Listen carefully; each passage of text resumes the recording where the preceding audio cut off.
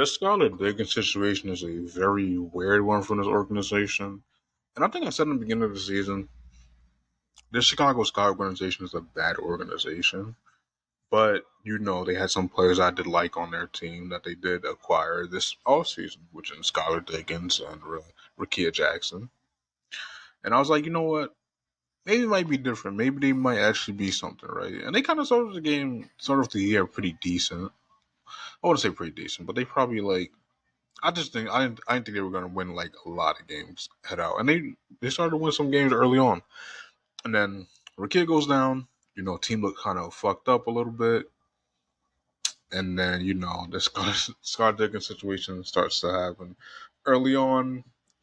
They asked her a question about something about playing or play styles, something within the team.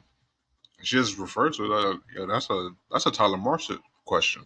We got to have more maturity and more leadership on and off the floor, from the players on the floor and from the staff as well. Need more connectivity. If it was just versus one team, I'd understand that, but now it's been struggles versus. That's a trend of ours. And it's disappointing. It really is. It's frustrating. The games ain't gonna slow down, and team's gonna keep getting better and better around us. So, we got to figure out how we're gonna turn this corner here. But it's been an extremely frustrating experience. I have one just on the half court offense and execution of that. That's the Tyler question. Ask Tyler. Which is like sometimes that's true. Sometimes they be asking players like team questions that I wouldn't say don't concern them, but sometimes a nigga just doesn't have the answers for it, right? Time goes on. She's still playing. She's still playing pretty decent. I don't think she's playing as bad as they're trying to make it seem. At least the team trying to make it seem. I guess they didn't like that, or they don't like her attitude in the locker room or towards the thing. But when you are a bad organization, I don't know. I just think when you're a bad organization and shit just happens, and you have a veteran player in your team, a veteran player is probably gonna be mad at you because you're a bad organization. You think you're running the team right. And many people have called the team out before. Last year, Angel Reese called him out. He tried to make her the villain, and I feel like trying to do the same thing to Scott Diggins. Some people are saying that Skylar's in the wrong, that she typically does this with a lot of teams she plays for, which I don't know if that's true. Like I said, I'm not that deep into WNBA lore. I don't really know all of it. But just based on looking at it, I'm gonna believe Skylar Diggins over the Sky at this point, and I just feel like they should trade her, just get her out of here, because benching her. Yeah, it's it's something that we or that I felt like was necessary for now. It's we'll see what it looks like moving forward. I think that when you're trying to find some rhythm and find some got to make some adjustments at times somewhere, and that comes with making some tough decisions at times. But Sky's been a high volume minute player for us all year, with huge impact, and the level of preparation that she puts into her body and into the work ethic that she brings, it can't go understated. So she continues to be a big part of who we are and what we do.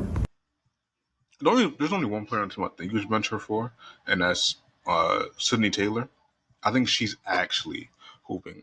Since that game against the Fever that they took an OT loss to, like earlier in the season, I'm like, there's not another player like I'm really gonna bench her for. I don't know who. Maybe you start Natasha Cloud. But all them other people, Bannerman, Van Sloot, I'm not starting any of them players over. I'm sorry. I'm just not.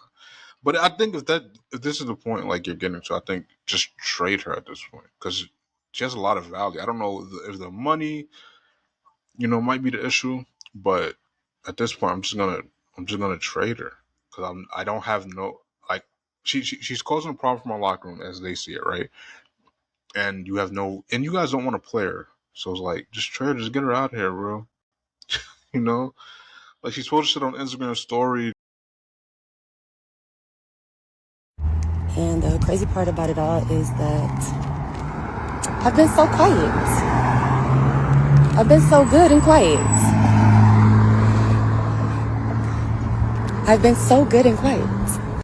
I feel like that's putting players in a very tough position because, like, bro, you want to be quiet and like probably be a good teammate most of the times, but it's like either when your head coach is bad or the front office in general is just dog shit. It's like it's hard to shut the fuck up because it's like you guys don't have no fucking idea what you're doing. There's no direction for this team. You guys have no. There's nothing here. Like I literally said at the beginning of the season, the sky's where players go to die. Like if you go on this team, if you're on your like your last leg and you just want to go out, that's kind of how I feel about the Suns a little. Not the Sun, yeah, the Connecticut Sun. And my opinion kind of changed, and I kind of like that team a little bit more now. They got a couple players on the team I do like, and I do enjoy watching them now. But yeah, Sky, I just think that's a bad team. Like there's a few teams I just we're not watching to get him because I feel like they're a bad team. Sun's one of that. Storm a little bit. I felt that way, but Sun and Storm, they kind of changed my mind on that. It's just literally the Sky. I would not watch Sky games really unless they're playing like a team I want to see. But even then, like I try to avoid Sky games because I don't think Tyler Morse is a good coach. I don't think that front office runs itself well at all. Um, and it's a shame because I feel like that team was good at one point, but yeah, I don't like nothing about that team, bro. Free Skylar Diggins, bro.